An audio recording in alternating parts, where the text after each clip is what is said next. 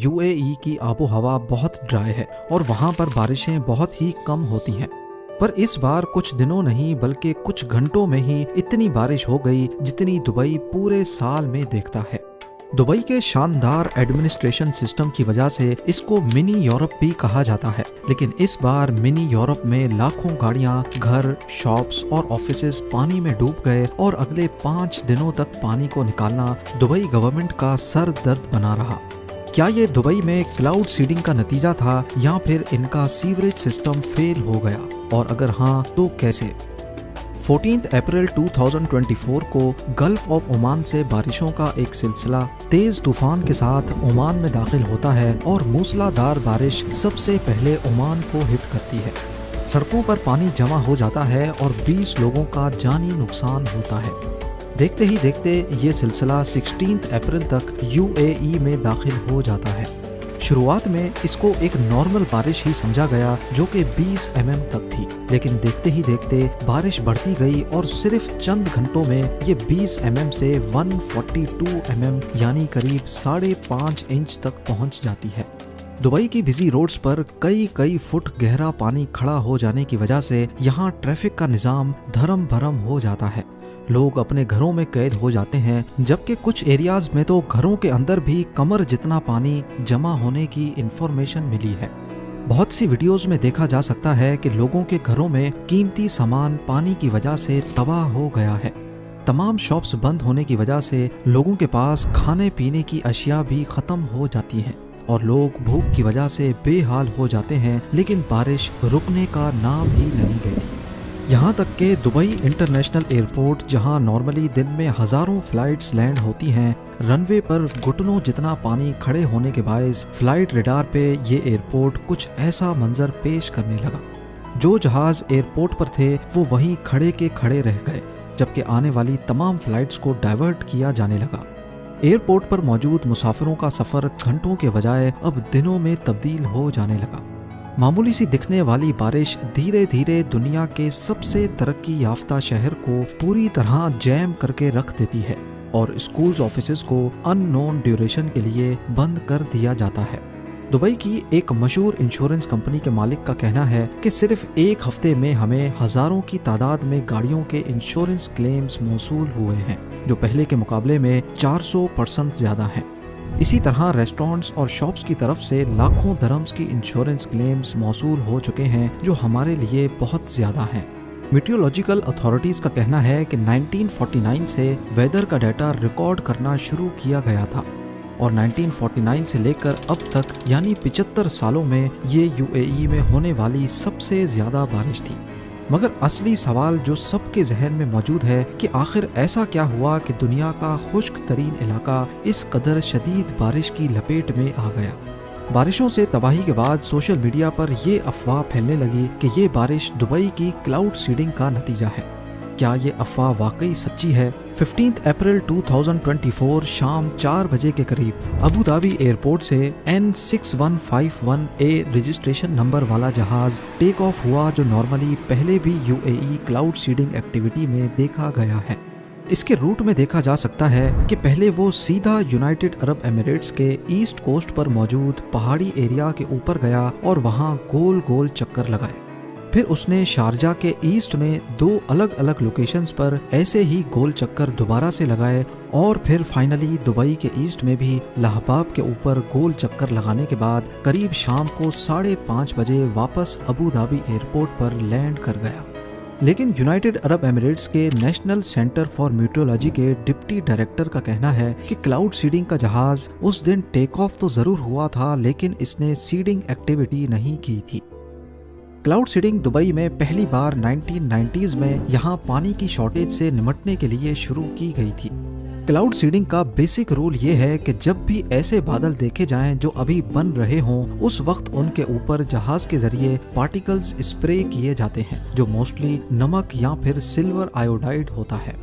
ये नमक जब बादलों में मौजूद मॉइस्चर से कांटेक्ट में आता है तो वेपर्स पहले आइस क्रिस्टल्स में कन्वर्ट होते हैं और फिर भारी होने की वजह से बरसना शुरू हो जाते हैं। नीचे आते आते जैसे ही टेम्परेचर चेंज होता है तो ये बर्फ से ड्रॉपलेट्स में बदल जाते हैं। اگر یونائٹڈ عرب ایمریٹس کلاؤڈ سیڈنگ نہ کرے تو یہی بادل نیچرل طور پہ کہیں اور جا کر برسیں گے۔ پر کیا واقعی یہ بارش اور فلڈز جنہوں نے دبئی اور عمان میں تباہی مچائی یہ کلاؤڈ سیڈنگ کا ہی نتیجہ تھا یا نہیں؟ کیونکہ لوگوں کا کہنا ہے کہ پہلے سے آنے والے طوفان کی وجہ سے کلاؤڈ سیڈنگ نے اس پر کیٹلسٹ کا رول پلے کیا اور تبھی معاملہ دبئی کے ہاتھوں سے نکل گیا۔ پر میری جانچ سے یہ معلوم پڑتا ہے کہ اتنی زیادہ بارش کلاؤڈ سیڈنگ کا رزلٹ نہیں ہو سکتی، کیونکہ جو ایئر کرافٹ ہم نے ٹریک کیا وہ صرف UAE کے اوپر ہی گھوم رہا تھا، نہ کہ عمان کے اوپر، جبکہ سیٹلائٹ ویو میں دیکھا جائے تو بادل خود عمان کی طرف سے آ رہے تھے۔ ایکسپرٹس کا بھی کچھ اسی طرح کا خیال ہے۔ ویدر ایکسپرٹس کا کہنا ہے کہ کلاؤڈ سیڈنگ سے بارش ضرور ہوتی ہے، لیکن اس قدر زیادہ بارش نہیں کہ سیلاب کی صورت پیدا ہو جائے۔ ماہرین کا کہنا ہے کہ کلاؤڈ سیڈنگ سے بارش پیدا نہیں کی جاتی، بلکہ بارش تو پہلے سے ہوا میں موجود ہوتی ہے، اس کو صرف برسایا جاتا ہے۔ اسی لیے کلاؤڈ سیڈنگ کو اس فلڈ کا ذمہ دار ٹھہرانا کسی صورت بھی ٹھیک نہیں ہے۔ امپیریل کالج آف لنڈن کی ایک مشہور کلائمیٹ ایکسپرٹ فریڈرک آٹو کا کہنا ہے کہ یہ بارشیں انسانی کلائمیٹ چینج کا نتیجہ ہیں، یعنی ہماری غلطیوں کی وجہ سے جو دنیا بھر کا موسم تبدیل ہو رہا ہے، جس میں ہمارے ایگریکلچر پروسیس، انڈسٹریل پروسیس اور جنگلات کا خاتمہ شامل ہے۔ کلائمیٹ چینج سے تو پوری دنیا ہی متاثر ہے، اور اگر اس کا حل نہ نکالا گیا تو آنے والے چند سالوں میں شدید موسمی تبدیلیوں سے پوری دنیا کو نقصان اٹھانا پڑ سکتا ہے۔ ماہرین کا یہ بھی کہنا ہے کہ اگر ایسی بارشیں کسی ایسے ملک میں ہوتی جہاں بارشیں ہوتی رہتی ہیں تو شاید اس قدر نقصان نہ ہوتا جتنا یونائٹڈ عرب ایمریٹس اور عمان میں ہوا ہے۔ اس کی وجہ یہ ہے کہ UAE اور عمان میں عموماً زیادہ بارشیں نہیں ہوتی، اسی لیے یہاں پراپر ڈرینیج سسٹم موجود نہیں ہے، اور شہر کو فلڈ جیسی صورتحال سے نمٹنے کے لیے تیار نہیں کیا جاتا۔ دبئی کا ریسنٹ فلڈ ظاہر کرتا ہے کہ شہری انجینئرنگ کلائمیٹ چینج کے ٹیسٹ کو فیل کر چکی ہے۔ پہلی بات یہ کہ ہمیں نہیں بھولنا چاہیے کہ دبئی ریت پر بنایا گیا تھا، وہ ریت جو پانی کو آسانی سے ایبزارب کر لیتی ہے، لیکن اسی ریت کو اگر ہم کنکریٹ ڈال کر ڈھک دیں تو ظاہر ہے اس کی پانی ایبزارب کرنے کی صلاحیت کم ہو جائے گی، اور ایسا ہی کچھ دبئی کے ساتھ بھی ہوا ہے۔ ریئل اسٹیٹ ڈیولپرز نے دبئی کے نیچرل ٹیرین کو بدل دیا ہے، اور اب یہاں کی زمین پانی کو بہت کم ایبزارب کرتی ہے۔ یہی وجہ ہے کہ ہر کچھ سالوں کے بعد یہاں کے سیوریج سسٹم کو بڑھانا پڑتا ہے۔ دوسرا مسئلہ یہ بھی ہے کہ دبئی کی پاپولیشن دن بدن بڑھتی جا رہی ہے، اور پاپولیشن کے ساتھ ویسٹ بھی بڑھتا جا رہا ہے۔ دبئی کی سڑکوں پر ہمیں کچرا نظر نہیں آتا، لیکن اس کچرے کو کہیں نہ کہیں تو جانا ہے۔ دبئی کا سیوریج سسٹم اتنا بڑا نہیں ہے کہ 142 mm کی بارش کا پانی اچانک سے نکال سکے، لہٰذا جب پانی کھڑا ہونا شروع ہوا تو اس نے کچرے کو بھی اپنے ساتھ بہا کر پہلے سے چھوٹے سیوریج سسٹم کو آسانی سے بلاک کر دیا، اور مسئلہ بد سے بدتر ہو گیا۔ عام طور پر جب ایسی صورتحال پیدا ہوتی ہے تو اس وقت بلاکڈ سیوریج لائن کو آئیڈینٹیفائی کرنا بہت مشکل کام ہوتا ہے۔ ایسا صرف دبئی میں ہی نہیں بلکہ دنیا کی دوسری ڈیولپڈ سٹیز میں بھی دیکھا گیا ہے۔ پچھلی بارشوں میں نیو یارک سٹی کا بھی کچھ ایسا ہی حال تھا۔ اسکولز، روڈز اور گھروں میں پانی کھڑا ہو گیا۔ سیوریج لائنز جو آلریڈی پانی میں مٹی کی وجہ سے آدھی چوک تھیں، جب اچانک اس میں زیادہ پانی آیا تو وہ برداشت نہیں کر پائی۔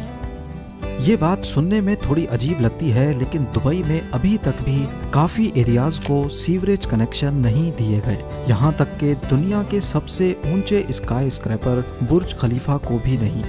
برج خلیفہ کا سارا ویسٹ ایک سیپٹک ٹینک میں جمع ہوتا ہے، اور اس کو ڈیلی بیسس پہ ڈمپرز کی مدد سے خالی کیا جاتا ہے۔ خوش قسمتی سے 16 اپریل کی بارش میں دبئی کے پاس ریسورسز اور ٹیکنالوجی کے ساتھ ساتھ بہتر مینجمنٹ موجود تھی، اسی لیے جلد از جلد ٹینکرز اور مشینری کی مدد سے زیادہ تر لوکیشنز پر سے پانی نکال لیا گیا اور سسٹم کو بحال کر دیا گیا۔ لیکن یہ آخری بارش نہیں تھی، ایسی بارشیں پھر سے ہو سکتی ہیں کیونکہ کلائمیٹ چینج کا خطرہ ہر وقت سر پہ منڈلا رہا ہے۔ اسی لیے دبئی کے رولر شیخ محمد بن راشد المختوم نے دبئی میں ایڈیشنل سیوریج لائنز کے لیے 80 ارب درہم کی منظوری دے دی ہے، یعنی یہ اتنی ہی رقم ہے جس میں 15 برج خلیفہ دوبارہ سے بنائے جا سکتے ہیں۔